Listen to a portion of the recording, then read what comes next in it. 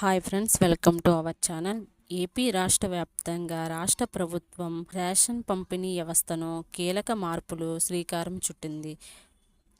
Ration సరుకుల పంపిణీలో digital రూపాయి వినియోగాన్ని ప్రవేశపెట్టేందుకు ప్రభుత్వం చర్యలు చేపట్టింది. ఈ పథకం సిబిడిసి ఆధారిత రేషన్ వ్యవస్థను ఆన్లైన్లోకి తీసుకొచ్చి రాష్ట్ర ప్రభుత్వం కొత్త సాంకేతికను ఉపయోగించాలని ఆలోచనలో ఉంది.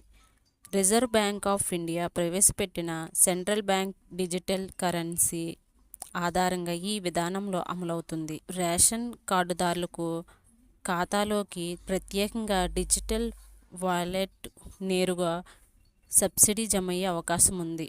రేషన్ పంపిణీని ఈ పాస్ యంత్రాల ద్వారా జరుగుతుంది.